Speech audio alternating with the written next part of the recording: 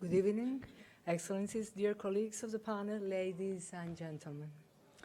I count myself as one of those taken by surprise and disappointment by the results of October 2nd. At first, the results of the plebiscite seemed like a giant wall that threatened to separate Colombians from their long-held aspiration to achieve peace. As Skinner, the great psychologist, put it, a failure is not always a mistake. The real mistake is to stop trying. Neither President Santos nor FARC or us, Colombians, are ready to give up. The works developed to reach a new agreement shows exactly how badly we Colombians want and need peace, and how determined we are to continue to pursue as a national objective. It's crystal clear that the results of the plebiscite showed mostly desire to introduce modifications to the text, nor to do away with the aspiration of peace. I don't want to sound naive, not at all. I prefer to believe there were genuine interests in favor of having a better agreement. All of us reaffirm that we seek to leave violence behind, to combat drugs trafficking, guaranteeing the rights of victims to truth, justice, and reparation, expand democracy, promote rural development, strengthen the state presence in the territories, and stimulate greater real participation of communities. But further discussion was necessary, and President Santos understood it clearly. That's why I would like to commend his fortitude to recognize an opportunity in defeat. His perseverance and hard work made it possible to put in place a comprehensive consultation process with the participation of all those who had comments on the text of the agreement. I would like to highlight the vibrant participation of concerned actors in putting together, in some cases, concrete, forward-looking proposals to be discussed by the government and FARC in Havana. Members of Congress, political parties, representatives of civil society, academia, among others, had the opportunity to make contributions to the document to be considered in the negotiations that have taken place. In a historical moment for our country, we cannot forget that signing of a peace agreement is, of course, an important step towards peace. However, what is even more critical is that the agreement can be successfully implemented, what indeed requires not just political will and determination. It challenges the mindset of our society, the way our government works, the relations amongst different sectors and actors, and of course, the process of developing a responsible and loyal implementation to whatever is agreed. It also implies deep and sound commitments backed by coherence, consistency, mobilization of resources, transparency, and the use of responsible language to manage expectations. Reconciliation goes beyond the common understanding about the meaning of peaceful relations amongst opponents. It demands to leave the past and enter into the future with the conviction that we all are responsible for what we have gone through, and we all are actors, not just spectators of our own destiny as a nation. Therefore, it is in our hands to make the best of this unique opportunity of having a more egalitarian, inclusive, and prosperous country for all the inhabitants in Colombia. As Ambassador of Colombia in Geneva, I would like to thank, in a very special manner, the international community for their constant accompaniment and encouragement. Their support has been key during the whole process, and we hope to count on it in the future. We need you a lot. Before the deliberation of the panelists says, I also want to give a special thanks to Tanya Paffenholz, Director of IPTI. She knows how much we have suffered with this meeting today, how much stress we have had trying to convey, and there were many subjacent issues that is not the right moment to talk about it. Always interested and committed to understand better what happens in Colombia. That has been Tanya with us. Your support is quite valuable. Please keep going. We need you too. My special acknowledgement to the Swiss Confederation, a discreet, but always supportive ally, from whom we have learned a lot, and your contribution is appreciated as also needed. Thank you, Sabrina. Many, many thanks. I also want to thank the distinguished panelists, to have Alvaro Sierra. You'll have the opportunity to listen to him, critical, knowledgeable, and what I really like more about Alvaro is his independence. He's able to talk to the people in the government, but he's also able to talk to the FARC or to any other actor from the civil society with the same intellectual honesty that I admire deeply. Carla Ruta from Geneva Call, who is going to be with us today. And this is extremely positive for us because Geneva Call, a few days back, Elizabeth, the director of Geneva Call, she really got a wonderful tribute to her life devoted to what Geneva Call has achieved in many years of work. And I really liked the way she presented her expression of gratitude to the authors of these tributes, because it was from being an OVNI to be a star in the international humanitarian world. Geneva Call was not a welcome organization in Colombia a few years back. Geneva Call was criticized, was somehow rejected.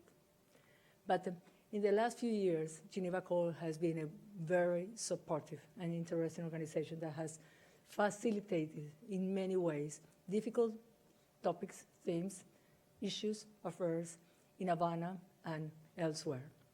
We also have the opportunity to have a doctoral student of the Graduate Institute with us, but we want to thank Mia for being here with us as well. So we are having independent people, and I'm going to be part of the audience, listening carefully, but with the hope that we will be able to have better news sooner on the line than later about the peace process in Colombia. You'll see. We are not going to be surprised this time. We are going to be active, as we need from all of you as well. Thank you, Tanya, and thanks to everybody to be here on Friday evening. Thank you so much.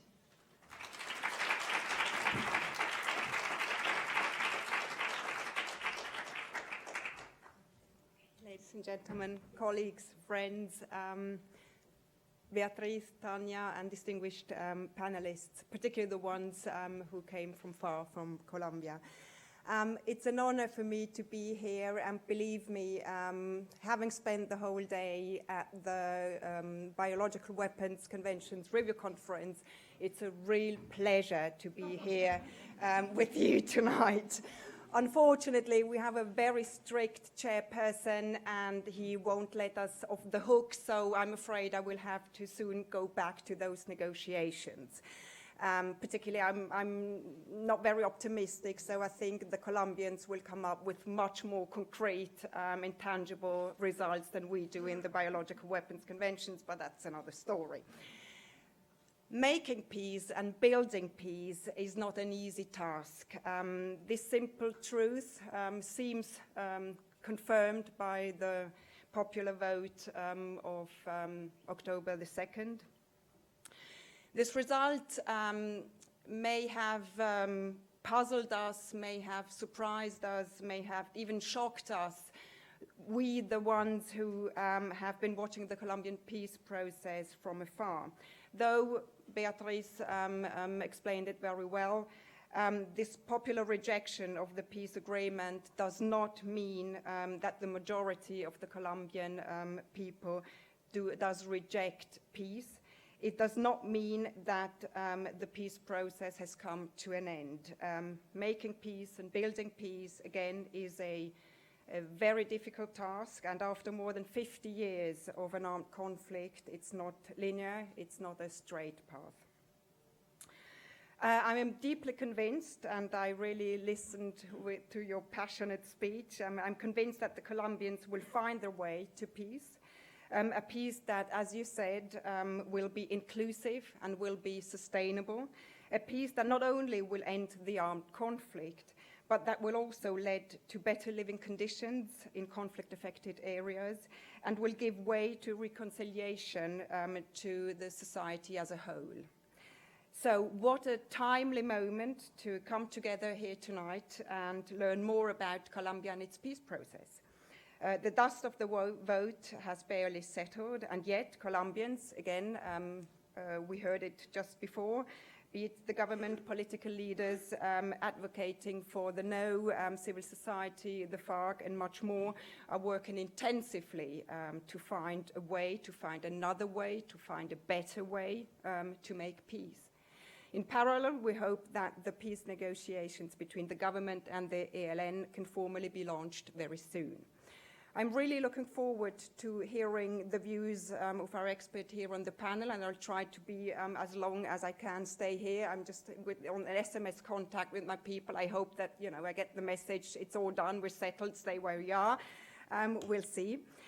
I think the Geneva Peace Week provides the perfect setting for such a discussion. Appropriately, Tanya chose a very optimistic title for today's panel. So thank you for that, Tanya. Thank you to you, Beatrice, for being here and giving me, as a representative of Switzerland, the chance to co-host this interesting, very important event. Switzerland, as you said, has a strong commitment for peace in Colombia. Since almost 20 years, my country has engaged in supporting Colombians in their quest to build peace. We have provided our good offices and supported peace-building efforts. During the negotiations in Havana, Switzerland was able to make a modest, but nevertheless a concrete contribution by providing a technical expert to the subcommission Fin del Conflicto, which was preparing the agreement on the ceasefire and the laying down of arms.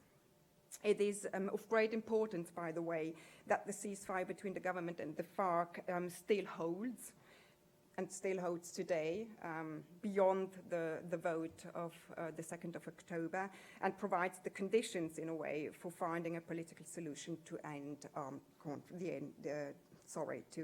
the armed conflict. Currently, Switzerland is finalizing a new cooperation strategy for Colombia. We will continue, of course, to support Colombia during the next years. And our objective will be to contribute to a country with a sustainable, I said it before, a sustainable peace and economic opportunities for all. Hereby, we work through humanitarian assistance, promotion of peace and human rights, but as well on economic cooperation, which seems key to give perspectives to the people. So what we are trying to do is to provide a comprehensive answer to the complex opportunities and challenges in Colombia. I will stop here, I think, not without thanking you for your interest. I'm aware it's Friday night.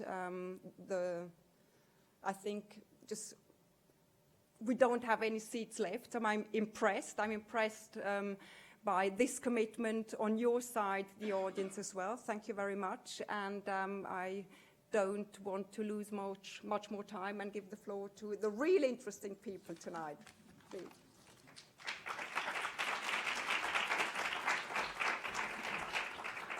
And welcome you also from the side of the Graduate Institute. I'm Tanja Paffenholz, Director of the Inclusive Peace and Transition Initiative. And there's still some seats below here and also some chairs here. So just feel free to seat it because I have, yes. So there's 2 seats here in the front and there's some chairs on the side as well. So for us we work at IPTI, we work as basically comparatively. We study peace processes, what works, what does not work, in achieving agreements and the implementation, which, as you said, Ambassador, is the most important thing, as the agreement is one very important step on the way, but it's just one part of the peace process. And we have been working quite a lot on Colombia with different actors, and that was also a big pleasure because expertise was actually wanted.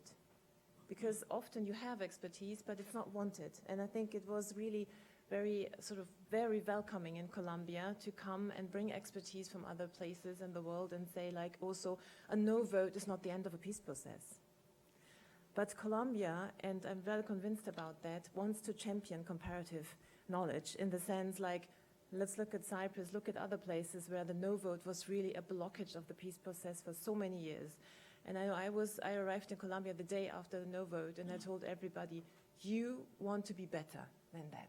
You just continue, and that's exactly what we have seen, that there were so many efforts from so many different actors to really say, this is not the end of the process. And you can also see it in a positive way. You might say I'm optimistic, but I'm working on too many conflicts that look much worse than Colombia. But that the no vote has also brought people together in the seeking of peace, to say, like, we want a particular peace, maybe not this or not that, but we all want peace. And I think that's a very strong statement, and that's I think that is also the starting point, I think, for our conversation tonight, to see, like, what does that mean then concretely? How can you sort of reconcile these different positions, and how can you bring also together the complexity of different negotiations processes? We heard the process with the ELN is soon to start, a second armed group in Colombia. You have one, is this approach of having sequenced negotiations one after the other. Where does it lead when we talk about really having a sustainable, inclusive peace where everybody is part? And how inclusive can it be? What kind of changes does it need that really people feel represented in these agreements, that they can say at the end of the day, we want to be part of this, this is our peace.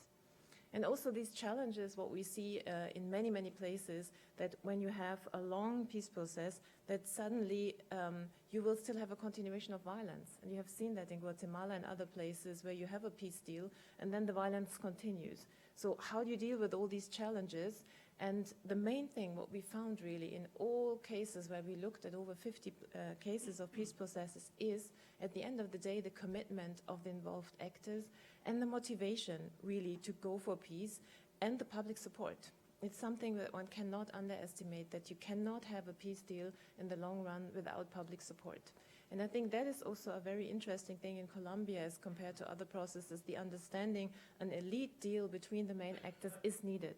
We cannot have it without. But if that's not supported, it cannot continue.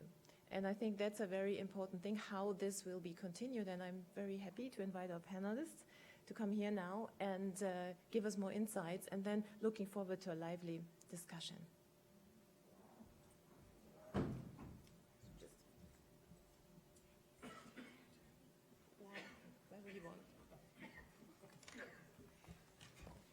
We heard already, the ambassador gave us already a good introduction, actually, of the panelists.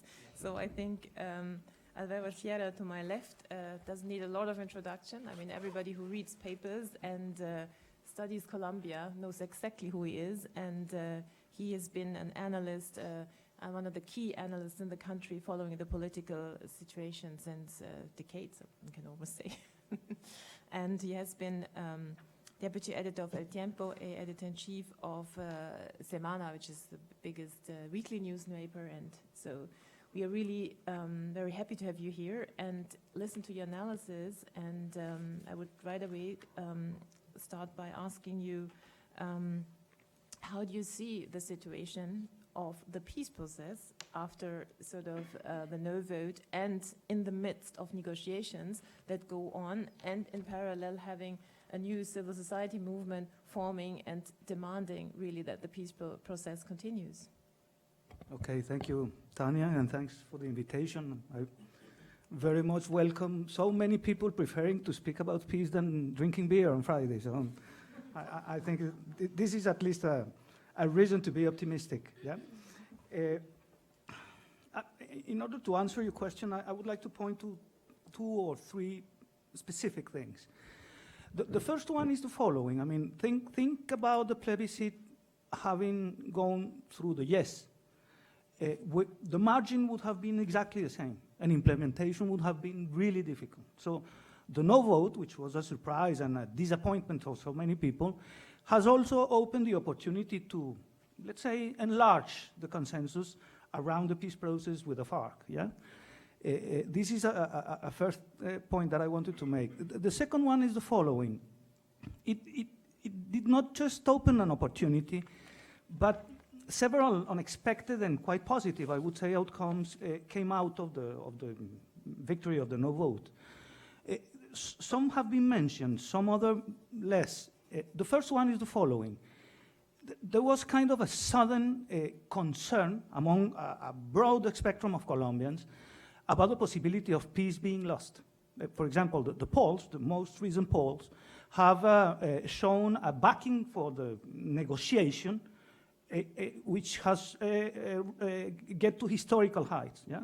Now, for example, 77% of the people that were polled just a week ago are in favor of continuing the negotiations. 80% of people are in favor of going ahead with the negotiations with the ELN. Those levels we had never seen in Colombia before, since the negotiations with the FARC began back in 2012. That's one interesting thing. That has led, and this is another interesting outcome, to some key actors changing their position. For example, the Catholic Church. You know, the Catholic Church took a very neutral position during the plebiscite. They did not call to vote for yes. Just after the no, the Catholic Church issued an official communication asking for a new agreement to be clinched quickly. Yeah? Big businesses, which had been very, very quiet and very, I would say, mistrustful about the outcome of the process, also presented a letter asking for the process to accelerate. Two or three more things. One is broadly known, but is quite important. There is not a consensus, there is unanimity around the fact that the ceasefire should be maintained and that the United Nations mission, which is in charge of verifying it, should stay in Colombia. Just imagine the contrary. Just imagine Mr. Uribe, former president, after the no vote, saying, well, we won, now you have to pursue these guys, you have to pursue and go back to war with the FARC. We would have a completely different situation, totally. Yeah? That's why the ceasefire, the maintenance of the ceasefire is so important. Then another point, and this one has been less mentioned, the basis for renegotiation is the agreement. The agreement already clinched. Yeah? Several people from the no camp, they said that there should be a new agreement. Well, now everyone, including those people that said so, agree that the final agreement signed in Cartagena on the 26th of September should be the basis for the negotiation. This is also an important point. One more, for people that know Colombia, this is more difficult to explain and I have no time for that, but you know that the FARC and Mr. Uribe backed the possibility of a constituent assembly, yeah? Different conceptions and different ways, but they had this point in common. Everyone now in Colombia, including the FARC and Uribe, agree that the Constituent Assembly is a no-go as a solution for this crisis. It would make it so complicated that we would, I don't know, an agreement could take a year or more, yeah? So it's important that everyone are agreeing on that. And finally, another positive outcome is the government and the ELN suddenly got a new reason to resume their negotiations. That they haven't yet begun, but so these positive points should be taken into account into the equation. Yeah? This is the first point that I wanted to make. Second, in order to speak about the ways forward, which are the real possibilities for a renegotiation of the agreement, which is the problem now? Yeah? In order to answer this question, you can divide the points in three. The points that are on the table. Yeah? You know, the no camp and the government got together and they compiled almost a Bible, a thick book of 410 points that the government is now discussing with the FARC in Havana. You can divide those 3 points in 3 blocks. Yeah? And just in order to understand the possibilities and the difficulties of the negotiation which is now going on. The first one are the easy ones. There are many, many points among those that they are either already included in the agreement or that are easily negotiable. Yeah? I'll give you a couple of examples. For example, there is a big concern, and it was a big concern during the campaign to the plebiscite, about money and assets from the FARC, if they are going to hand them over or not. And it has been a key point of the people in the no camp that the FARC hand all the money and all the assets they have. Well, the FARC have already said that they will do that. So including this in the agreement won't be a very tricky thing to do. Yeah. Second, some key points, the main key points of the both of the government and the opposition during the campaign have shown some kind of flexibility, which makes easier the negotiation. Yeah? From the government camp, a central point of the campaign was it's impossible to renegotiate the agreement. Well, once the no won, the government immediately opened the renegotiation, and the FARC agreed with that. Yeah? And from the opposition camp, there have been changes I would say in three especially. There have been some more, but in three areas, yeah?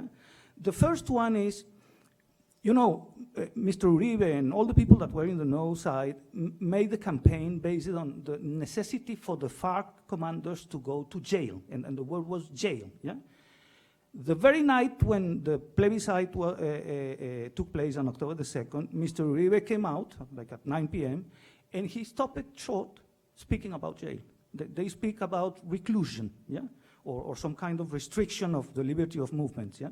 The no camp has proposed that it could take place not in typical traditional jails, but in some kind of farms or special rural zones, yeah? This is, I mean, this, of course, the FARC will not like the idea, but they would surely less like the idea of going to jail, yeah?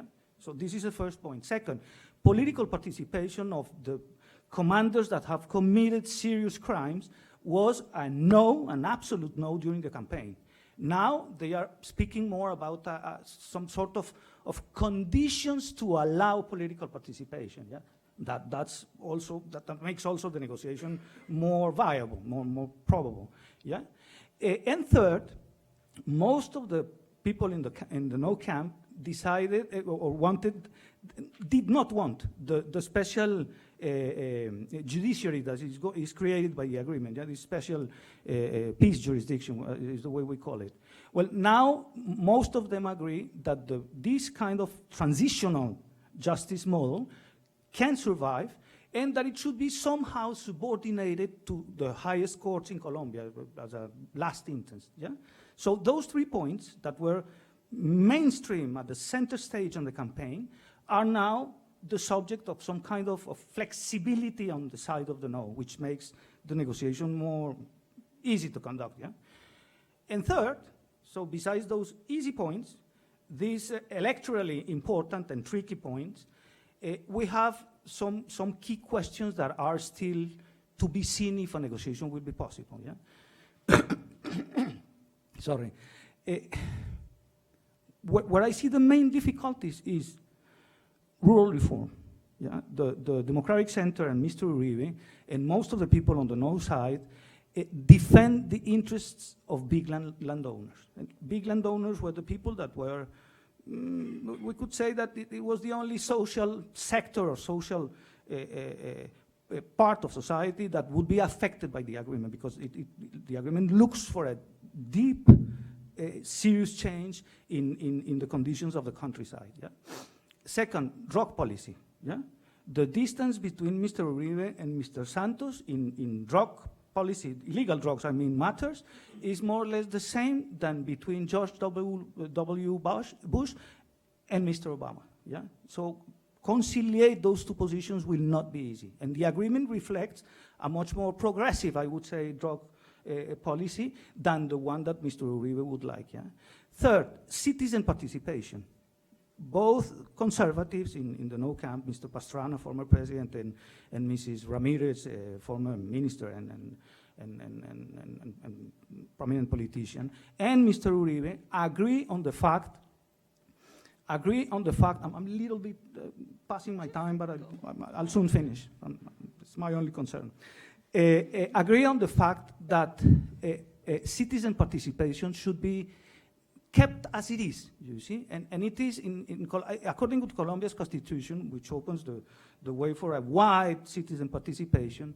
it only stays in the letter of the law. It has never been really applied. And something which is transversal to the agreement, which is mainstream all over the final agreement in Havana, is promoting citizen participation, especially at the local level. Yeah? This is something that the no camp is afraid of, I would say. Yeah? So that's another important point that we have to take into account. Yeah? We have, I would say we have two temptations that may present a danger for a successful negotiation. Beatriz said that I'm independent, so I hope she won't be offended by what what I'm going to say. I mean, President Santos is under the temptation, I don't say that he's going that way, of clinching quickly a deal. Yeah, you know, he has December the 10th in Oslo to get a Nobel Prize. Coming empty-handed to Oslo will be a bit, well, he will have to make some explaining at least. So this is a risk in the negotiation. The second one is the temptation for the no people, especially Mr. Uribe, if they scream now, foul, the government is not willing to make an agreement with us, this will be a very juicy electoral topic for presidential elections in 2018. So the no camp, and especially Mr. Uribe, are also under the opposite temptation, yeah? To make long the negotiation and to use it as a bargaining campaign tool, yeah? We will see. I would say it's not clear yet if both are going or not this way. Yeah? The negotiating team, Humberto de la Calle, Sergio Jaramillo, are really serious people, and they are seriously engaged in negotiations with the FARC, kind of representing the no-camp points. Yeah? We will see, and this is the third big question mark over the process, to which extent the FARC are willing to concede, to give way to some of the points that are being demanded to them. This is not an easy negotiation. What we used to have, a negotiation between two parties, the government and the FARC, is now a negotiation between three parties. It includes the Uribismo, as we call them. Yeah? Then we have an unexpected factor, as unexpected as the no, yeah? Which is called the real Donald. Yeah? The victory of Mr. Trump introduces into the Colombian equation a lot of uncertainty, I would say. Do you see? Passionate people would say that it's a disaster and it's complicated. I mean, Mr. Trump is and especially his potential foreign policy, is a completely wild card into the equation, not just for Colombia, but for everyone. Yeah? First, Latin America is not in the priorities of Mr. Trump. Second, we will still have to see which kind of approach he will take to the peace process. I would say since the beginning, it will not be as active as Obama's has had. I don't see a Donald Trump, Bernie Aronson as an special envoy to the process, for example. Then we will have to see if Mr. Trump will stick to traditional Republican policy, for example, on drug policy, which would complicate the negotiation. And it's still to be seen, and that can become a very important factor, what is Mr. Trump going to do about Venezuela and Cuba? Yeah? That can have direct effects into the negotiations in Colombia. But so far, this is a question mark. Well, with these considerations in mind, I see only three possible ways forward. Yeah? The first one, let's call them the best one, the bad one, and the worst one. Yeah? And with this, I'll finish. The best one would be that it would be a real renegotiation of the agreement, which is seeming to be happening, but we still have to wait. Yeah? That a new agreement would be renegotiated, including important proposals from the no camp. Yeah? I do have the feeling, not the feeling, the knowledge that the government is exactly trying to do that.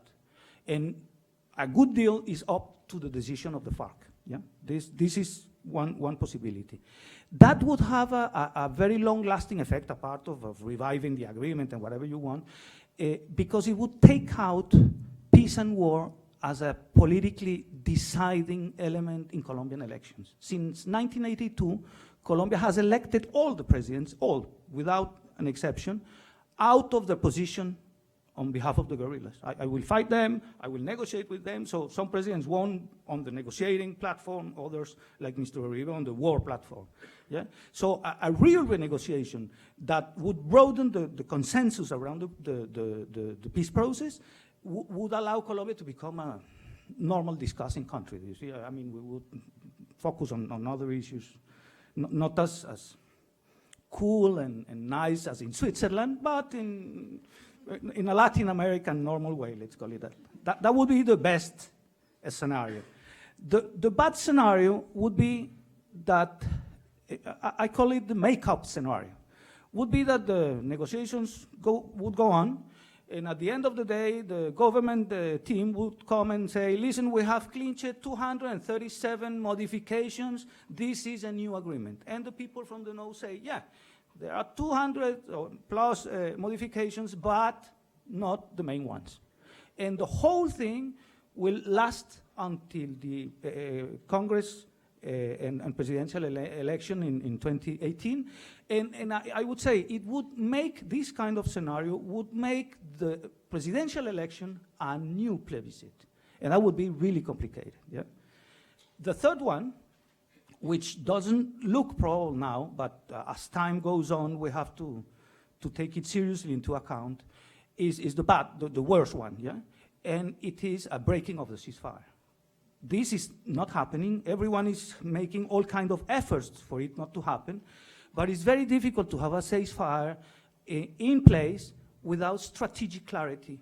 Imagine the FARC has around 6,000 combatants that were taken by their commanders to the brink of disarmament and demobilization. And just on the edge, the commander said, wait, we do not know where are we going. We are beginning to renegotiate.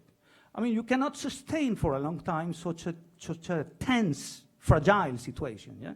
So we have to take into account also this element. I will leave it for the questions. Tanya had asked me to speak a little bit about the negotiation with the ELN, but we can just, because I already overtook my time. Thank you. Thank you. Thanks. But,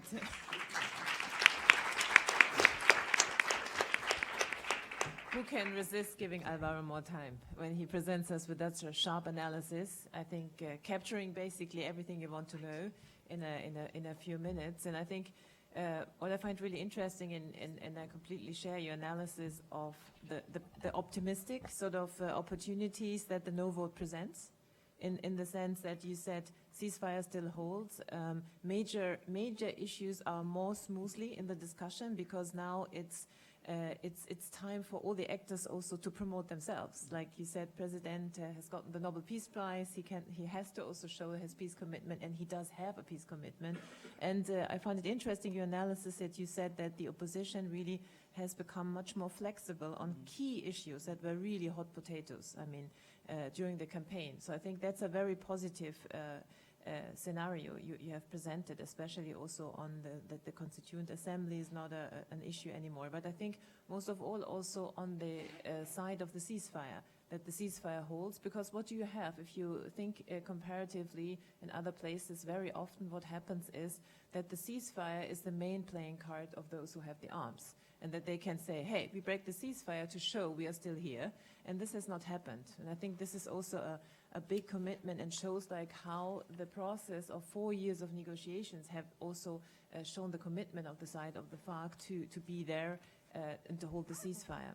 And we continue the conversation also, I think, in the next round. What does it mean with the elections? And you mentioned also the external factor, and I think it's worth an analysis, because the US as a government has been extremely involved and has been extremely positive about the process and extremely supportive. And I think that's a discussion, but at least that would also support the quick sort of fix, because Trump is not yet in office. I mean, let's face it, yeah. So there's still some time, but as you say, he's a ticking time bomb for the whole world. But coming back, and I wanted to ask Carla Ruta, sitting next to me, she's from Geneva Call, and is really the person to ask everything about humanitarian issues, what armed groups know and don't know about international law, because that's sort of the job of Geneva Call, to really negotiate with armed groups humanitarian commitments and norms. And that's why I think Geneva Call is also so famous and got prizes all over the world for this engagement and this achievement. And I wanted to know from you, you have been involved, Geneva Call, and you personally as well, in dealing with child soldiers and female combatants, and the whole issue of demobilization is of course a key point. Next to the ceasefire, like, what do you do with those who had the arms? How can they be integrated? And how can they not become the next source of conflict and just simply in Colombia joining the criminal groups and making a money out of sort of an alternative living? That's what happened in many, many places, and was the main reason in other places, also in Guatemala, you don't have to go far, where you have an agreement, but then you have an increase, a massive increase of violence because of the shift. So how do you see the situation both in the agreement, and how is it playing, and how is it affected by the political situation now? Well, first, thanks a lot, Tanya, for inviting me on this panel, and it's a pleasure for me to be here tonight. So first, maybe concentrating on the issue of children, and maybe then separately on the gender issue. So on children, you might know that Geneva Call, but alongside the special representative of the UN Secretary General for Children in Armed Conflict, the Carter Center, and 3 Colombian civil society organizations have been invited by the Colombian government and the FARC in actually 2 agreements to support, accompany, and follow up on the demobilization process of the children. There has been a first pilot that started actually just before the formal signature of the peace agreement on the 20th of September. There were first 13 children that left FARC camp to go to a transitory place. Protocols had been negotiated for that. It was a very long process. Many actors, us included, actually since 2012, had been trying to find an agreement between FARC and the government on the issue of children, try to have, even before the agreement, some pilot demobilization. So we were very happy when this finally could start. So it was a small start, but actually it was good to start small and see progressively, as a trust-building measure, how things could advance. So we have been conducting field visits since, drafting recommendations also to the parties from the first things that we witnessed on the ground. Now, of course, with the 2nd of October, we were all okay. Now, what is going to happen with this process? Is it going to stop? Will it continue? And now, of course, we are still waiting. We know that on both sides, of course, there is still a commitment. There have been statements made both by the government and by the FARC that this pilot should continue, of course. But of course, it can be also the moment, to relate maybe to something that Alvaro was mentioning before, to take a small, not a too big step back, but a small step back to reflect on how things have, for these 13 children, how things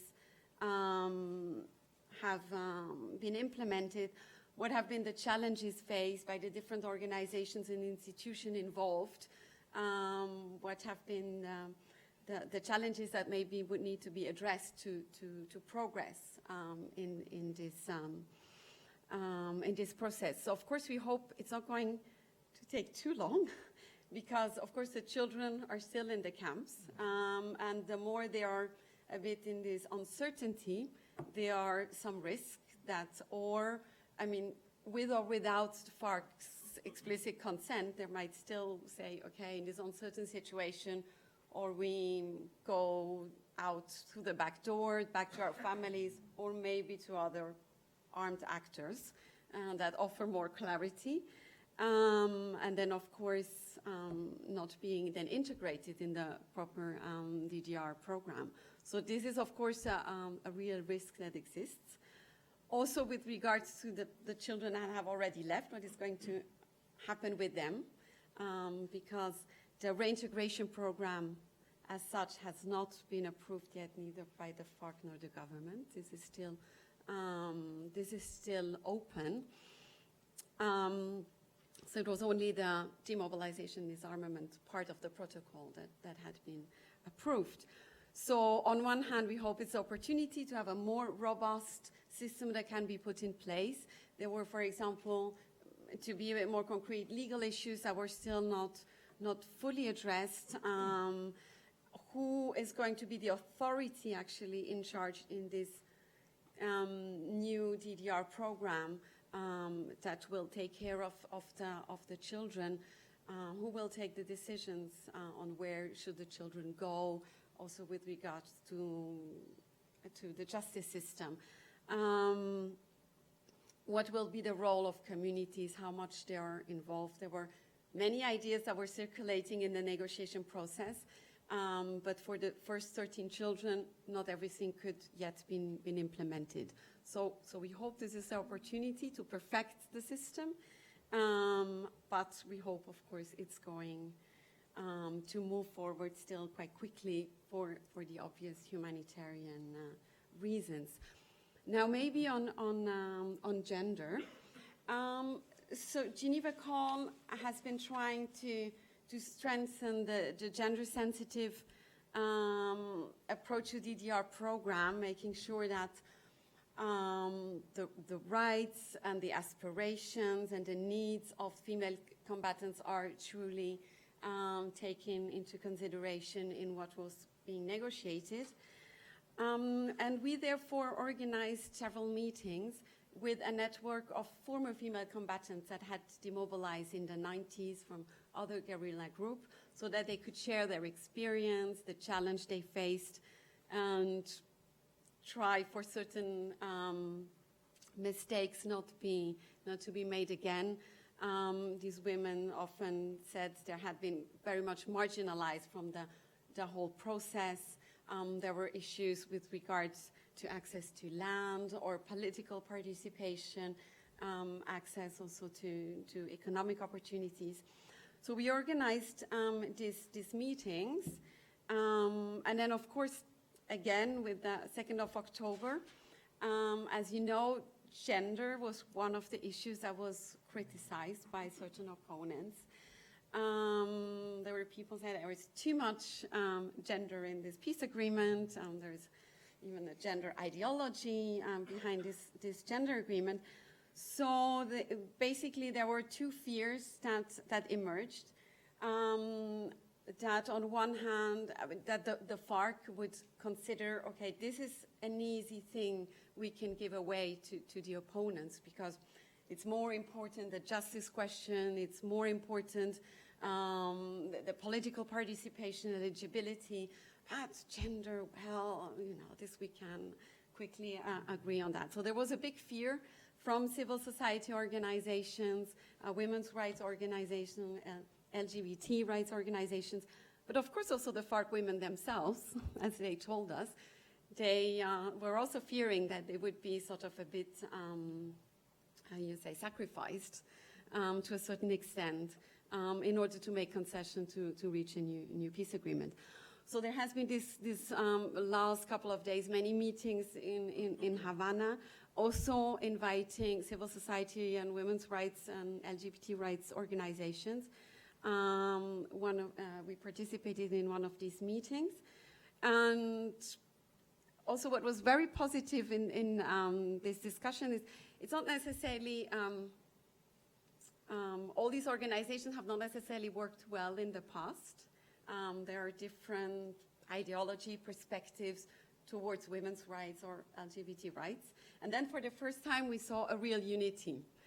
Everybody was fighting for the same cause, and there were also reassuring signs given by the FARC. We also heard reassuring signs, of course, from the government. So we hope that gender will not be kicked out, if I can put it that bluntly, from the peace agreement, that it will stay such a strong topic. And we, of course, commend a lot the Colombian government and the FARC for having had this strong gender approach in the peace agreement and throughout the whole peace process, because this is actually a guarantee for a successful peace process. I mean, we know it from other peace processes around the world that this is a key issue, and especially in Colombia, where almost half of the combatants are women. So marginalize that big number of fighters, I mean, not only can put all these people in a very difficult personal situation, but there is also a real risk for re-recruitment among others. Another worry that is that we have with regards to gender and more specifically sexual violence, if there is a prolonged blockage in the situation, is like Alvaro was putting it. Now we have combatants that have gathered in these pre-concentration areas that are sitting around and waiting in the uncertainty. And we know from other peace processes, there have been several studies in this regard that this is a situation that can be prone to sexual violence among combatants, with regards to civilians, maybe involving other armed actors.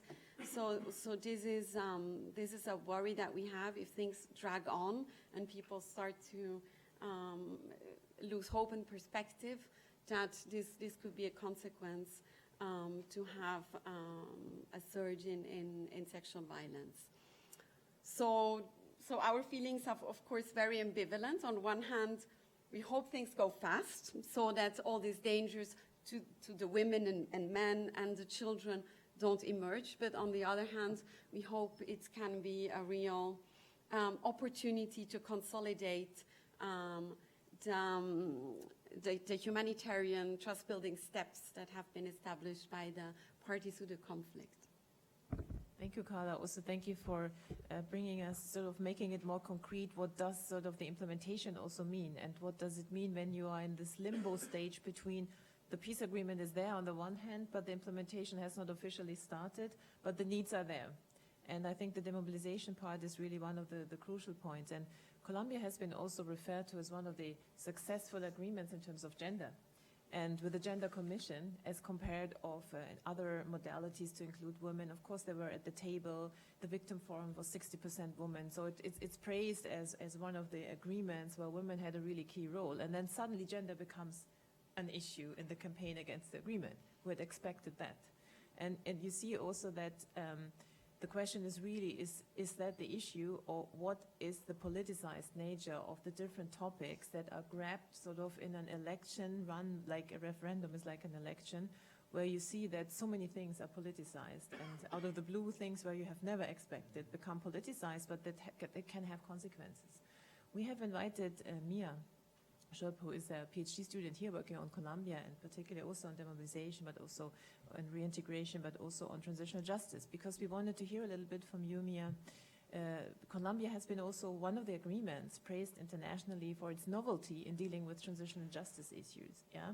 Where the ICC even was sort of invited to check, like, is that already okay? And I think we have seen internationally a big sort of development in transitional justice, that not just the parties can make a deal and decide, oh, you go to jail or not. And usually when the parties have a deal, there is nothing in terms of discussion about jail. Everybody just goes home and everything is good because two elites discuss and then say, it's fine for us. Yeah? So suddenly with the ICC, I think internationally we see you cannot just simply go away with it. But on the other hand, Colombia has tried, I think, very successfully finding ways, and even now, of dealing with this complexity. So can you highlight us a little bit, like, what has been the novelty, but also what are the issues that also Alvaro mentioned are at stake now? Thank you, Tanya, and thank you for the invitation. It's really an honor sitting in between two people whose work I really admire and who I look forward to having more conversation with afterwards. Do you hear me? Mm-hmm. Okay. So in order to answer your question and to look at the peace agreement now, I think what we have to do is look a bit back in time, because, as you say, transitional justice is something new in Colombia. It came up in 2005 with the Justice and Peace process after the ratification of the Rome Statute. And I think it's crucial to understand the points, the controversies about the transitional justice process that precedes the model that we're now looking at. So we're talking about two different models. The Justice and Peace, Justicia y Paz model that was introduced in 2005 in the context of the negotiated disbanding of paramilitary groups, and now the transitional justice model that has been presented in the peace agreement and is currently being renegotiated. So we're still waiting there what's coming out of it. There are some key issues that are being discussed, like, well, I'll talk about this later because it's going to be too complex now. Basically, both models reflect the key rationale of transitional justice, which is admitting judicial concessions to some extent, not impunity, by the way, to the perpetrators of violence, to the actors on the negotiation table, in exchange for their commitment to tell the truth about their crimes and to repair their victims, both materially and symbolically. So I'll focus on truth and reparations here. The models differ amongst others in that justice and peace process was subsumed under the ordinary justice system in Colombia and addressed paramilitary and guerrilla members only. Whereas the currently negotiated model, and this is something really new, foresees an autonomous judicial system outside of the ordinary Colombian justice system and involves all actors directly or indirectly involved in the conflict. So it's much more comprehensive, and it stands outside the justice system. This is key. From the justice and peace process, what can we learn? What controversies stand out after a decade of it being in place? Well, for me, there's a couple of controversies that I would like to highlight. These are, of course, not the only ones, and it's just my modest perspective as a PhD student working on Colombia from the distance. But I think what's really important is that both truth and reparation are intertwined. So each of the points I'm going to mention kind of affects the other, because in the justice and peace process, it was that victims' eligibility, to reparations depended on the confession of the crime by the perpetrator and the subsequent judicial sentence thereon. So really, to be eligible to a reparation and then to receive it was quite a long process, and it required all the steps in between to function well. So in terms of truth, what have we seen? Ex-paramilitaries' confessions have helped to register a large number of crimes. I read a report lately, I think it was published in January 2016, that talked about 60,000 crimes registered for a number of 85,000 victims concerned. 40,000 homicides clarified, 2,200 massacres, about 18,000 displacements. These numbers seem huge, but they're actually very small in comparison to the estimated dimension of the phenomenon. So we're talking about 500,000 victims under the Justice and Peace Law, for example. And they're small in relation to what victims' testimonies, as well as other sources, have contributed to clarifying events about paramilitary violence that have been recorded and written up in a preliminary history about these events by the really outstanding work of Colombia's version of the Truth Commission. So, for instance, just to give an example of the proportion of 6,500 bodies of disappeared persons that have been localized in the past decade, only about 15% were found by the help of paramilitary testimonies and confessions. So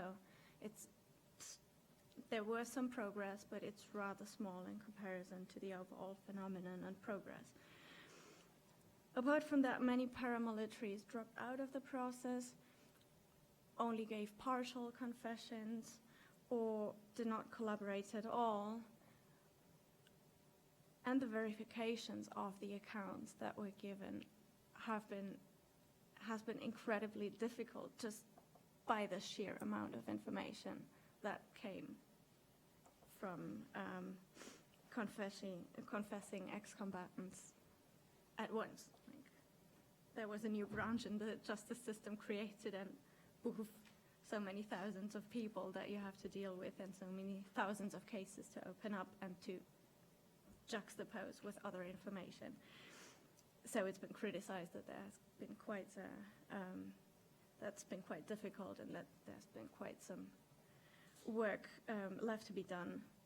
And most controversial for the truth element has been the extradition of paramilitary leaders for drug trafficking charges to the United States at a key moment where they were interacting with victims, where they were giving pretty comprehensive confessions, and also unveiling links to what is now being known as parapolitica and paraeconomia, so the intertwinement of paramilitarism and certain sectors of the Colombian economy and political system.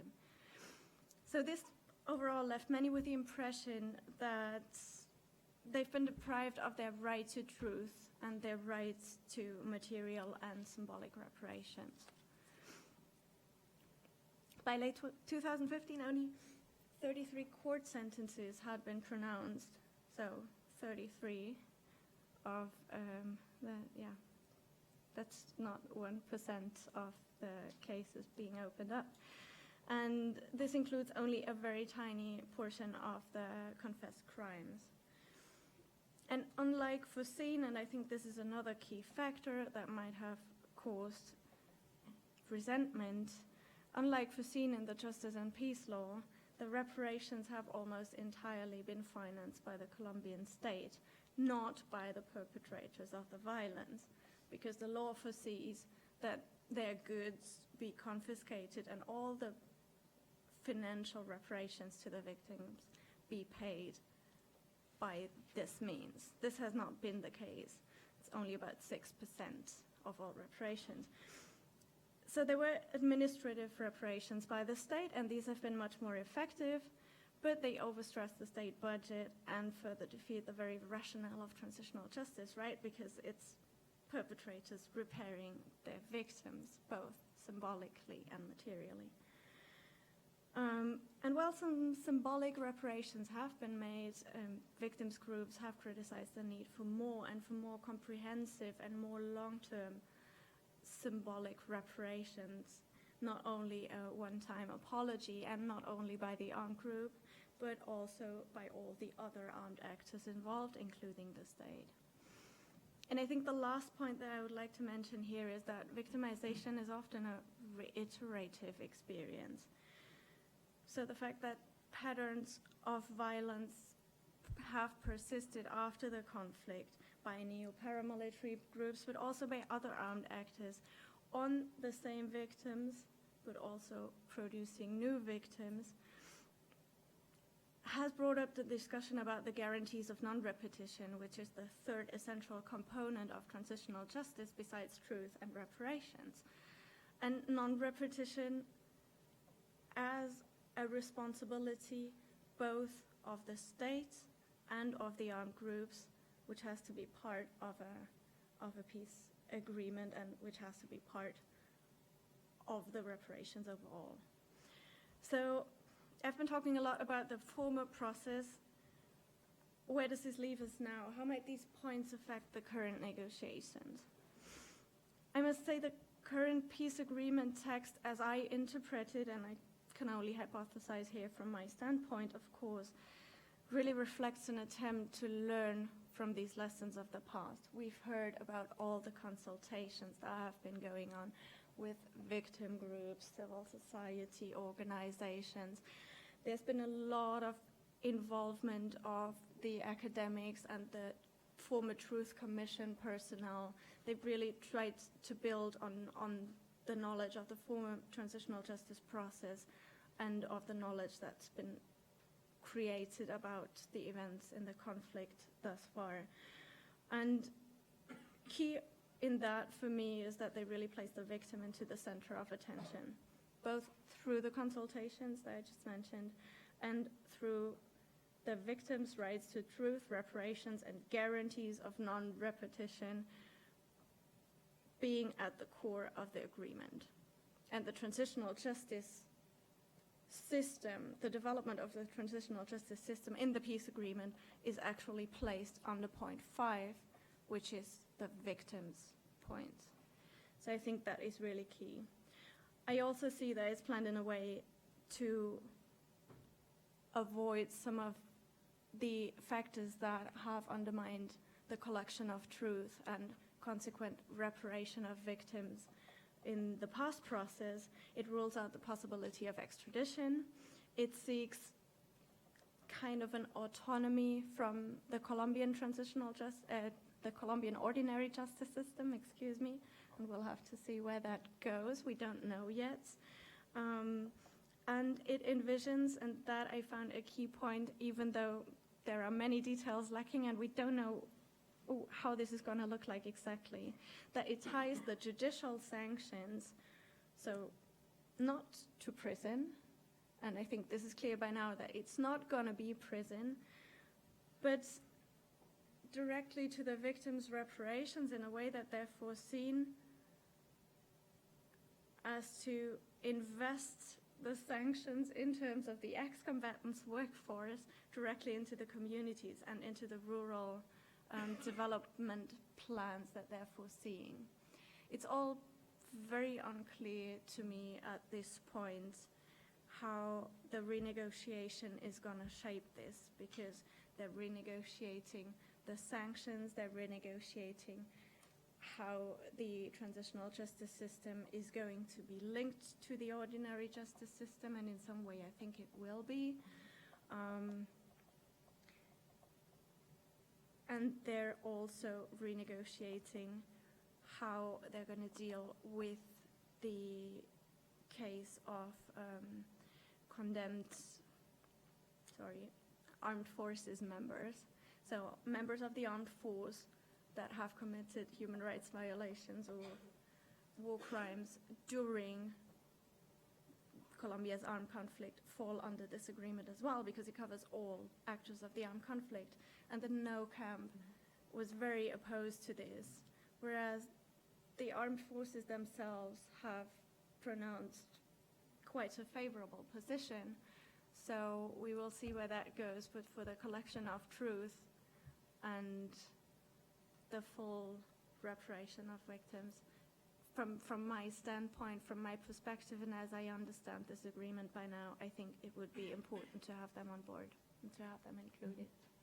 Thank you. Thank you very much. I think that shows really the devil is in the detail. I mean, as we are talking about big politics and what does it mean, but when it winds down to what does it concretely mean, the devil is really here in the detail. And I think especially with justice, I mean, as the president has given the Nobel Prize to the victims, I think that is also quite a symbol that the victims, as you said, are in the center of attention. But of course, there are different victims from different armed groups, and they have very different positions on how they see the future.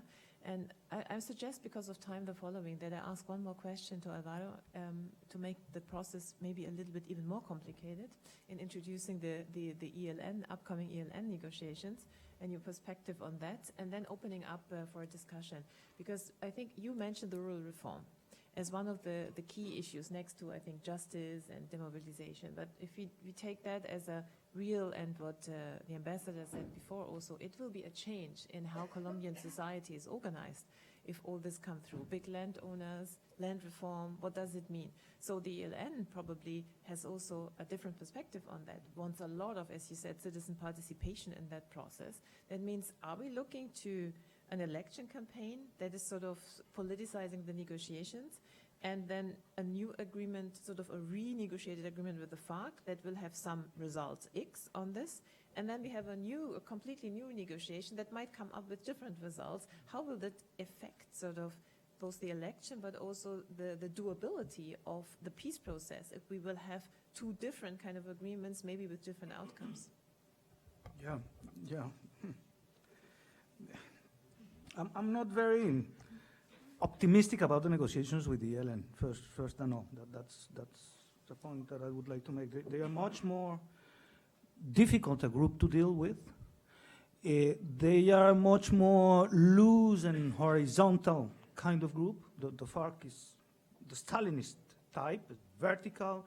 What the Secretariat, the top 7 commanders say is strictly, fully obeyed all along the way. Yeah, they've been negotiating for 4 years, and there has been only one small minimum split in one of the fronts in the eastern part of the country, and that's the end of it. The ELN is much more a federation of fronts. They have a national leading group, the Central Command, but the fronts are very autonomous. And we've seen, for example, the beginning of the negotiations is stuck already since March. And it took 4 times the time to agree an agenda with the ELN than it took with the FARC. 26 months with the ELN, 6 months with the ELN. And once they agreed the agenda in March, well, it's November, and they haven't begun the negotiations. They announced that they would begin on October 28th and on November the 3rd and so on.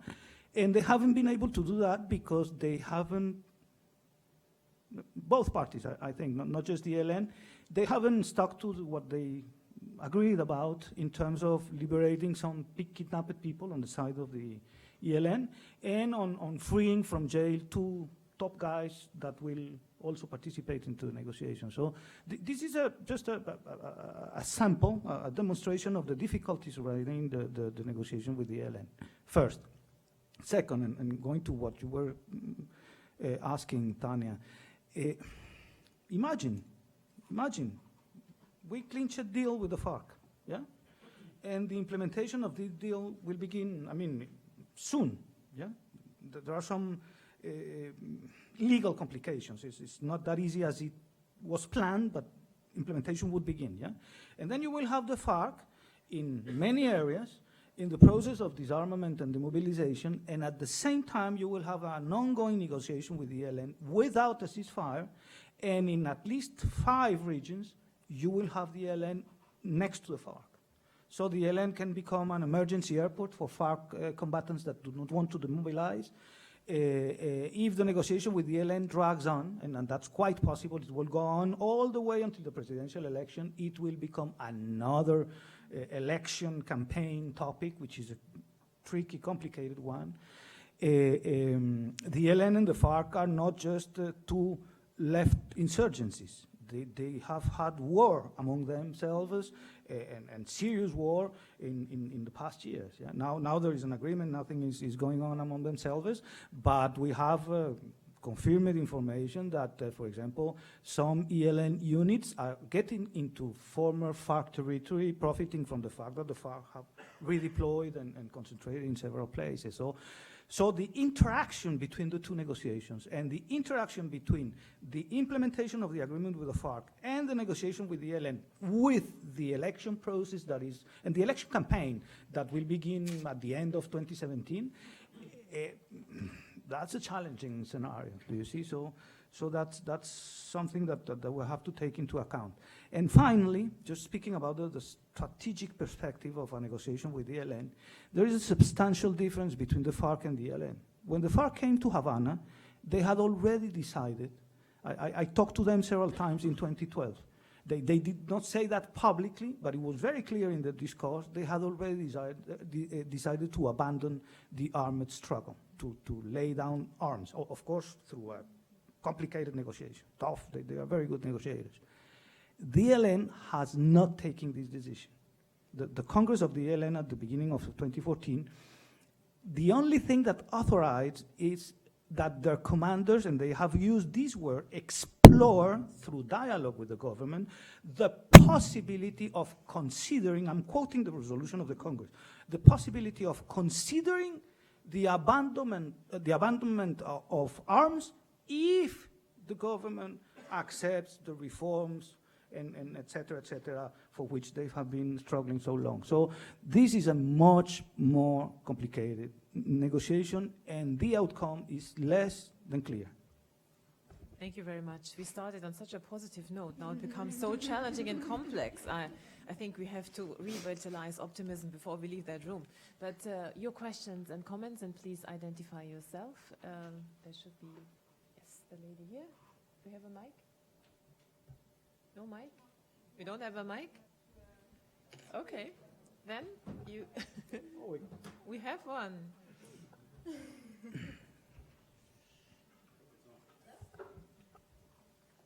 Just start speaking. Usually it comes up when you start speaking. Okay. My name is Carolina. I am a student at the University of Geneva, but I'm also very interested in Colombia because my family is from Peru, so I work in Colombia. It's not working? Why are you hiding all these mics? Okay. Sorry, but yes, I'm very interested in this process, also being a student of anthropology, psychology, and sociology. So my questions kind of circle around those topics. And I have a few, so I'll try to make them quick. My first question revolves around the reintegration.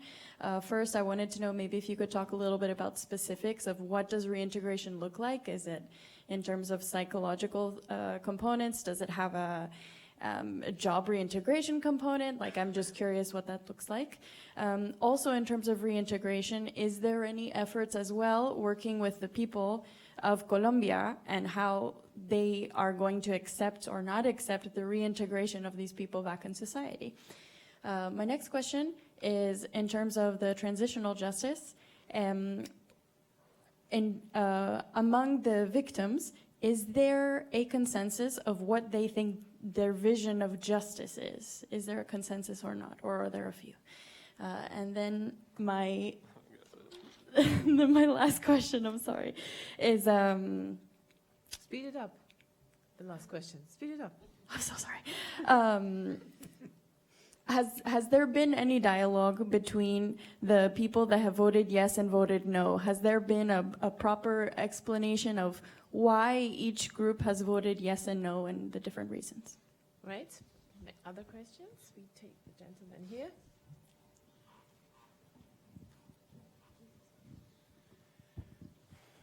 Thank you for the presentation. My name is Felipe Aramillo. I'm a PhD student here at the Graduate Institute of Political Science. I have one question in regards to democracy, and I'll explain it. First, I'll state the question, and I'll briefly explain it. How to implement a peace agreement that is not seen by the majority of the people as legitimate, and it might never be seen as legitimate in a society that claims to be democratic, or that in a system that claims to be democratic. The reason behind this is that when people voted for no, they were not necessarily agreeing with Uribe or with Ordóñez. A lot of people that voted for the no just voted for the no. So my question is, what happens if the agreement is never going to be approved by the majority of the society? Because what the government's trying to do is like, oh, in order to please the majority, we're going to exclude the LGBTI now, or the gender approach. And it's trying to assume that majority. And that might never occur. So how to do it? Thank you. And then the lady here, just pass the mic. Yeah, pass the mic. And then you. Yes, I just wanted to know where the FARC stands on all this. What are they negotiating? I mean, what are they going to accept? And then the lady here. Yes. I'm a former student of the Institut d'études du développement many years ago, and I live in Colombia. And I wonder why you haven't mentioned yet the huge social or citizens mobilization that we have never seen that before, and the pressure and the young people who didn't vote, who are nowadays camping in Plaza de Bolívar, and the many social networks that are going on now and that are pressuring the progress of negotiations. And I think this is another topic that has to be really taken into consideration. a very important point. Thank you Yeah, very much. good point. The lady over here, there, Pauline, there. Thank you. My name is Stephanie. I'm a student of master's here at the Graduate Institute. In the plebiscite, most of the rural areas voted yes, and the vote was mainly decided by the big cities. And I feel like what it's missing from this landscape is also what's happening in the rural areas. The massive displacement of people motivated by the vacuums of power that are being created and the uncertainty. So what is the way forward to address those situations as well in the middle of this entire mess? Do we have a final question? No, so you have a minute more. I start in this order. Carla, you had some direct questions to you. Well, and thanks a lot for the question. We, of course, have been more directly involved in the drafting of the reintegration program for the children, so I'm more knowledgeable of that than for adults, but we have been also involved in certain discussions there. So I think what has been very inspiring in this peace process, and it has been mentioned by the other speakers too, is that there was really the idea of let's create something new. Let's not just sort of replicate the old thing, but let's try to be comprehensive, to be more inclusive, more participatory. So I think this is also reflected in what is still being negotiated with regards to the reintegration. For example, for the children, there is no formal agreement yet, but at least in the drafts that have been circulating, so of course psychosocial support is there, education, jobs, but also what was very interesting is because in the issue of reintegration, one can have the risk of centering too much, and that was maybe sometimes a difficulty in the past, on the individual and on the individual person that is to be reintegrated. And there was the idea of having a more global approach. So there is the individual, but there is also the family of the individual that has to be taken into consideration. But not only family, but also the community. And therefore, the individual has to participate also in his own reintegration, but not only, well, of course he has to reintegrate, but sort of in the objectives, in what kind of program should he participate in, sort of to design his or her reintegration, and not something being sort of imposed from the outside, but also together with the family participation, community participation. So this is the idea on paper, but of course to implement all this will be a huge challenge. And so of course, for a number of reasons, starting with resources, because if we really want to do this for each and every person, and also including the children, so it's not only for adults, it's also for the children, it is a lot that is required from Colombian states, from the international community, from humanitarian, civil society, community-based organization. I mean, a lot of efforts will need to be put into that, and of course we hope that this will be the case. But also another challenge will be that all these actors really work together. And I mean, we talk about reconciliation, of course, the FARC and the government, the ELN and the government need to reconciliate. And of course, the people, they need to reconciliate, but also humanitarian agencies need also to reconciliate. And in these discussions on the DDR process of the children, we saw the huge divisions that are there that we didn't think of before between UN agency, NGOs, CBOs, CSOs, state institutions, all sort of suddenly having to work together. There is still the feeling, oh, but you come actually from an area that is from the FARC, or you are from the government side, so anyway, you don't understand us, and you want to hurt us somehow, and don't let us speak and participate. So this is very deep, and we hope this can gradually be overcome. And the communities are, of course, I try to be short. The communities, and especially indigenous and Afro communities, have to play a crucial role. Because there is a double challenge, not only of, okay, there is a person that has been in the war coming back, but there is even more, especially for indigenous community, the feeling that this is somebody that betrayed actually the culture, and really the community itself. And there, a lot of, there are people working on these activities, and we also try to contribute on that level, but a lot of work needs to be done. Sorry, I was... Fine, yeah. Thank you. Carolina, you asked about transitional justice and whether there's a consensus on the vision of the victims. I can't speak for the victims, but I'm pretty sure that there's not.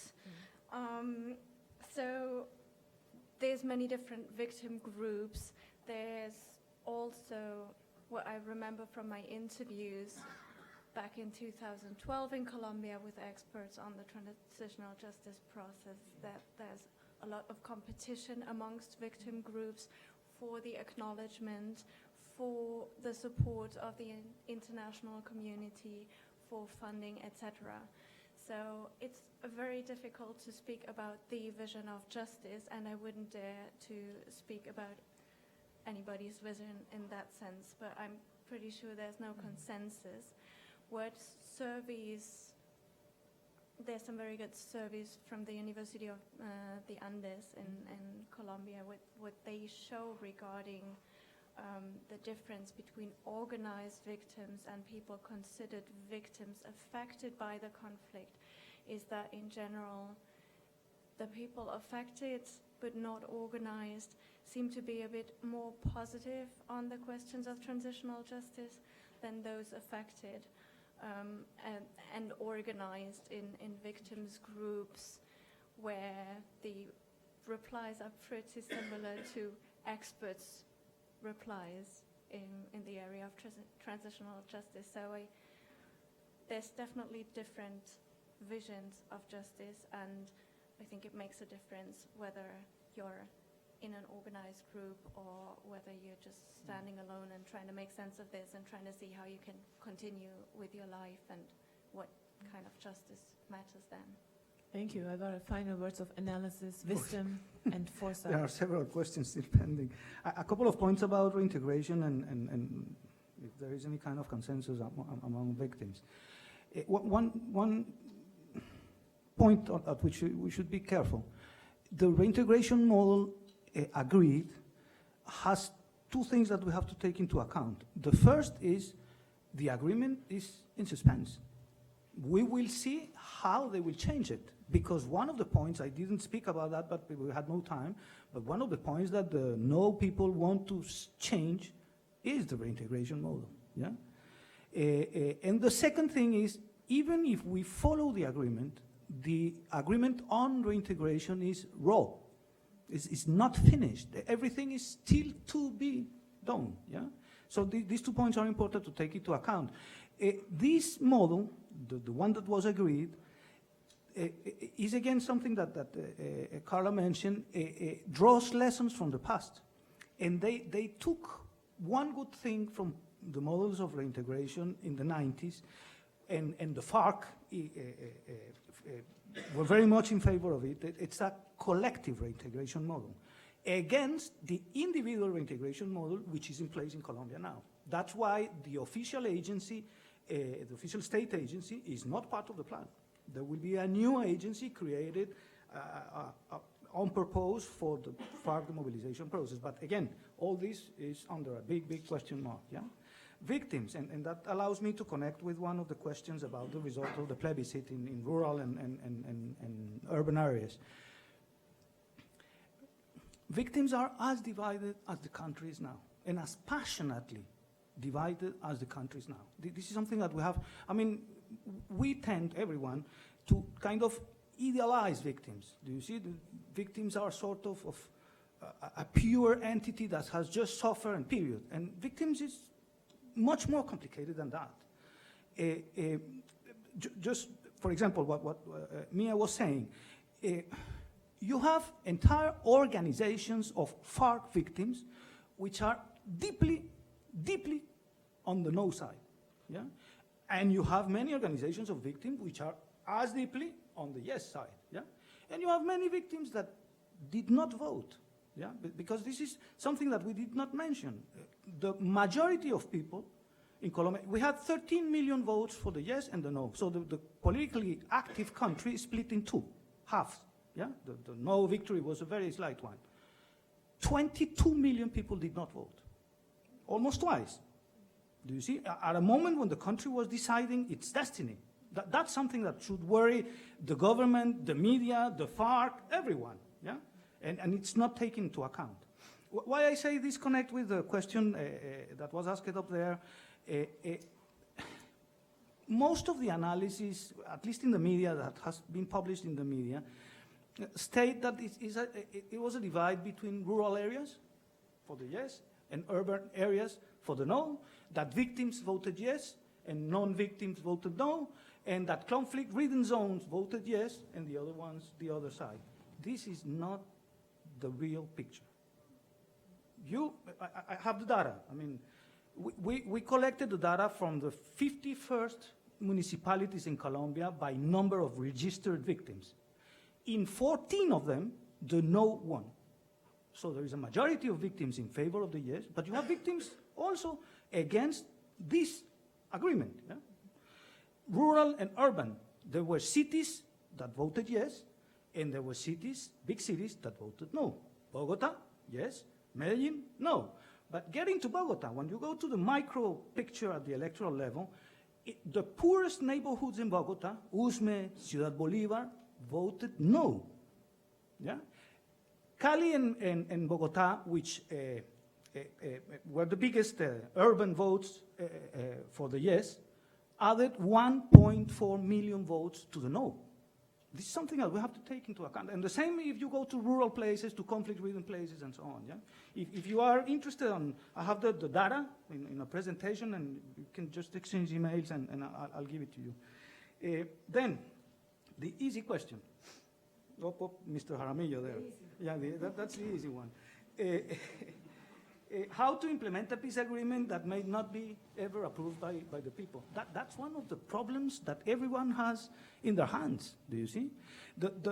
Because let's say that it will depend on the degree of political consensus, of course. It will be easier to implement if there is a broad political consensus around the new agreement. But you have dangers, because you have mainly 2 or 3 main ways to try to approve and then implement. The first one is going to a new plebiscite. This, if I would be a politician, I would be terrified by this option. Do you see? Again, how many people are going to vote? Do you see? Colombians are already up here with the negotiation. Too long, you know how people feel, common people, I say. Yeah? The second one that is seriously being considered is going through Congress. Yeah? So we cannot make a referendum or a plebiscite. It's too costly, too lengthy, too complicated, too risky. So let's approve the deal, the new deal, in Congress. That's also a possibility. It would not be a direct votation, but it somehow would replace it, yeah? Or you can combine with there have been some proposals we have a figure in Colombia, which is called, in Spanish is cabildos abiertos, or like open town hall meetings in local municipalities, yeah? And try to approve the new agreement through this mechanism, which is huge. We have more than 1,100 municipalities in the country, so imagine organizing the whole thing to try to get this popular agreement. And imagine the hundreds and hundreds of new proposals, new ideas that would pop up all over the country. So it would be quite a complicated process to run. So this is a problem, yeah, do you see? I go back to the beginning. The main thing for me is not formal approval, is the political consensus around the process. If you have the political consensus, if you get most or all, hopefully, people from the no on board, implementation would be a completely different story, do you see? And it's doable. That's important to take into account. Where FARC stands, up there, Madame, for people specializing in negotiations, the FARC is in a very difficult position now. I mean, I was talking with them the other day about this. Once you concentrate your people, your combatants, there is almost no way back. This is good because this shows their decision to put an end to the conflict, but this is extremely dangerous because this will reinforce some sectors on the right hand of the spectrum, especially among Uribe and his followers, that are convinced that the FARC have no way back, and so they can be pushed against the wall to accept everything. If you know a little bit about the FARC, this is very dangerous. You cannot put the FARC against the wall. They will break up the ceasefire and go back to war if they feel that that's a very complicated equilibrium that the government delegation has to manage. If the FARC convince themselves that there is a kind of secret alliance between Uribe and the government to put them against the wall, the negotiation is finished. Yeah, and the government, at the same time that keeps its distance on the negotiating table from Uribe, has to represent Uribe's proposal and talk about them to the FARC. Do you see? So we are in a complicated moment. Totally right. We did not mention it. This is one of the positive outcomes of the plebiscite, social, civil society mobilization. It's really very important. It's putting a pressure on every side to clinch an agreement quickly. The hashtag that unites everyone is agreement now. Yeah? So, exacto, acuerdo ya in Spanish. So this is an important element. I would not idealize civic society mobilization. We have to be careful. We are in December. December is 3 weeks away. Go to Colombia after the 8th of December until the 8th of January. You will find no Colombians to do anything political, nothing, do you see? Everyone will be drinking, partying, celebrating, and so on. Very happy. Colombians are very happy people, especially in December, January. So this mobilization has days to go, do you see? And we will see what happened after the second half of January or something like that, so we have to be careful. The only space of dialogue, that was another question I'm linking because it has to do with civil society mobilization. The only space for dialogue has been of two kinds. The elite one, which is very important and has to happen in order for the agreement to be renegotiated. So the no people and the yes people, let's say the government, have met. They drafted these 410 proposals, and they are continuing to meet. Yeah, that's important. One thing that we have to understand, and is also key here, is the no camp is not uniform. There are different positions among themselves. Yeah?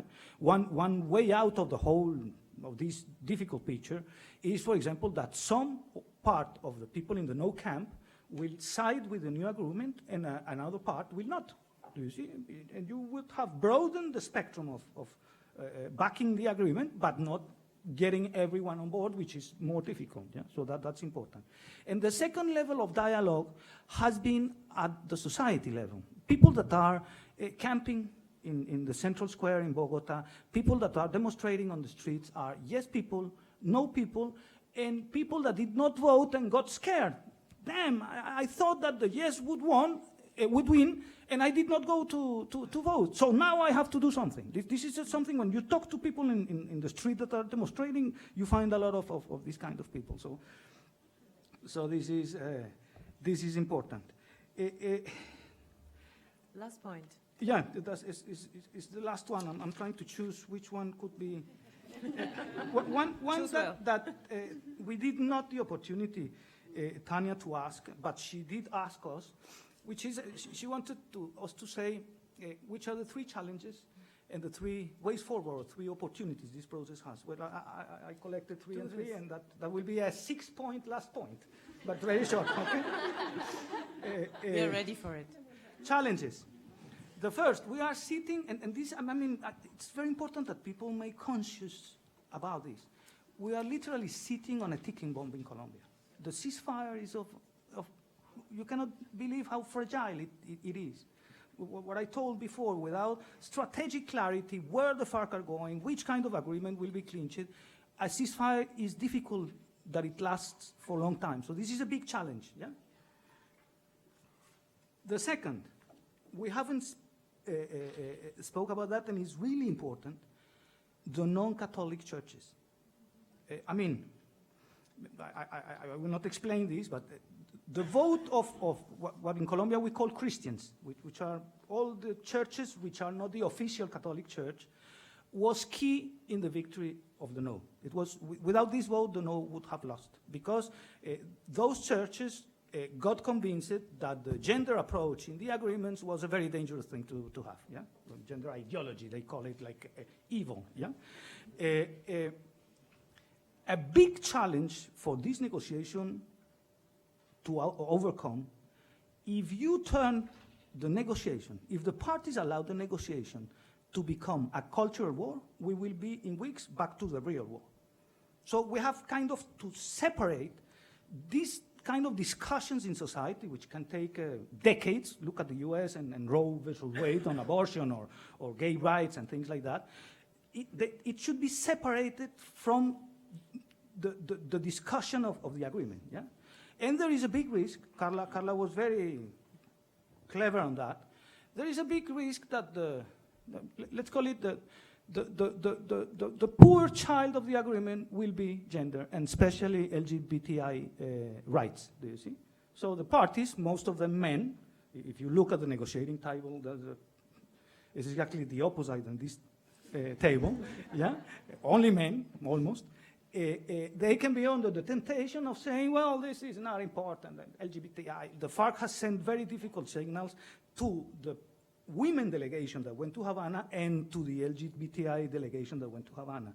And all parties are beginning to speak in a language that transforms the gender approach into women's rights, and no word about LGBTI. Yeah? So that's a tricky moment. The third one is, the third challenge, all parties shall understand, and this is still to be seen, that they have to give up in key points. I mean, there will be no serious agreement, and especially no serious agreement that preserves the main things in the one that is already signed, without Uribe and his people giving way in some points, without the FARC giving way in some points, and without the government giving way in some points. Yeah? These are the three challenges. The three ways forward, I repeat, the condition for a way forward is to sustain the ceasefire. This is paramount, yeah? And of course, the UN mission in Colombia, which is happening, yeah? And the ceasefire is in place. This is a reason to be optimistic. Second, the other way forward, and that's up to the government and the FARC, is to enlarge as possible the consensus around the peace process. That means including as much as possible, seriously, really, the no proposals. Not all, because some are at the essence, at the core of a negotiation of this kind. Like, you cannot send the people with whom you are negotiating to jail and close the path for them to participate in politics. This is a no-go. But there are intermediate possibilities that would satisfy the no people, and that would preserve the possibility of the FARC of not going to jail and participating in politics. And the third one would be, and it's a difficult one, to move ahead with the ELN. See, if you manage to keep the ceasefire working, if you manage to clinch a real new good deal accepted by all the parties and at which all the parties will make some kind of concessions, and if you launch the process with the ELN, Colombia will be on the other side. This is it. Thank you very much. So that already helps me, except I don't have to summarize everything because you already did it. I want to just mention that from our research, we see actually across like about over 40 cases, we see similarities, and I think that's quite telling. You can't have a peace process without the negotiations on the elite level. You need still to have elite deals, and I think we see that the government has really moved quickly on fixing that, which is very positive. You can't have it without a ceasefire, but you also can't have it, and that comes quite strongly out of our research, and here Colombia is a case in point, without public support. And I think the one thing we have not talked about is like how do you win public support through various communication strategies, where I think Colombia is quite a good example for not being very good on communication. And I think this is something that has to tremendously improve for the way forward, to really not only have citizen participation, have discussions, but have a really good communication strategy to get the buy-in of people to really understand what is going on and what is at stake. And I think the other thing that we have heard in the build-up of the election campaign that will come is how can Colombia move forward in depoliticizing the peace process and having the peace process as a value as such and not just as a play ball for the election that will pick out whatever element that is good for the campaign. I think that will be a big challenge. And then the last challenge that you mentioned in the beginning, what comes out of from our research, if you need the regional power, and that's the US, you need the buy-in, and that's a bit of a thing. We don't know what will come. And having said this, before I hand the floor actually to Achim Wendmann, who's sitting here, because this is the last event of the Geneva Peace Week, and that's why we would like to invite him to close the Geneva Peace Week. And I'm very thankful for Achim with the Geneva Peace Week, because he forces all of us to think about creatively how do we bring the knowledge we have together in a series of events, which I think has now almost become like an institution where we hear that people from other places of the world even come here for the Geneva Peace Week. And by the way, on gender, I think the problem is that the Colombian peace process actors have not signed the gender championship like we did here in Geneva. Our institute is also part, and the gender championship in Geneva, maybe you can take that lesson to Colombia, is that you cannot have a panel without a woman. And I think we have been really good. We have 2 female ambassadors and we have 2 panelists. Yeah, so I think we're good on that. It shows also that the cooperation that we have here in the Geneva Peace Week is really that you don't do a thing alone. And I think I would like to really thank the Colombian mission, the ambassador, to be here with us, for your inspiring speech and for the cooperation we have, and we will continue. And the Swiss Foreign Ministry for your cooperation, and the ambassador for coming and finding Colombia more exciting than biological weapon negotiations.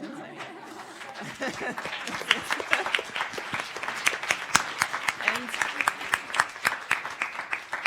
I like to thank the panelists, of course, for having agreed to come here. I would like to thank our team at IPTI, and especially Estefania, who's already left us, working a lot on Colombia, and Pauline, as usual, for all her networking and bringing this event together. And I would also like to thank all of you to be so patient, because usually I'm much better in timekeeping, but it was so exciting that I just couldn't stop these people. Hand over to Achim for the final closure of the Geneva Peace Week. Thank you very much. The floor is yours. Thank you very much. Excellencies, welcome. Ladies and gentlemen, just a few words at the end of a long week and a very exciting week, not just because of Peace Week, as we know. I'm particularly pleased that we could close Geneva Peace Week with Colombia, because it has been a peace process, and it has been a conflict that has been on so many of our minds, and also has been going through Geneva at various points over the last decades. So I was very pleased about this. Of course, in the 47 events which marked Geneva Peace Week, there was a great diversity of activities, and I think that is the value of Geneva Peace Week, that in that week, one really has the opportunity to dip into quite some detail into the various topics, into the various regions, from neuroscience and peace, to negotiated agreements, why peace agreements fail, to war economies, etc., etc. All these issues with some of the real experts who are leading in this field. So I think that's really an opportunity that many of you took. And after our calculations this afternoon, we can confirm that in this week, over 2,300 people attended Peace Week events, which makes a very solid group of events of about 40 to 80, and a number of them over 200 events too. So that shows that there is that interest of professionals in Geneva, from students, from interns, from ambassadors, that many of these things that very frequently happen very discreetly, but every day here in Geneva, to bring this in that week a little bit out to light. Of course, I would like to also note that the Geneva Peace Week is a collaborative initiative. What we do with the Geneva Peace Building Platform together with our colleagues from the United Nations Office at Geneva and the Graduate Institutes is to essentially hold 3 sticks in the ground, open a big tent, and invite, this year it was over 63 institutions to co-organize an event, which itself is in fact a statement about peace in itself, that you walk together. And I would like to close with the very well-known African proverb, which says, if you want to walk fast, you walk alone. But if you want to walk far, you walk together with friends. On that note, I would like to close Geneva Peace Week 2016, and I look already forward to what's up next year, Geneva Peace Week 2017.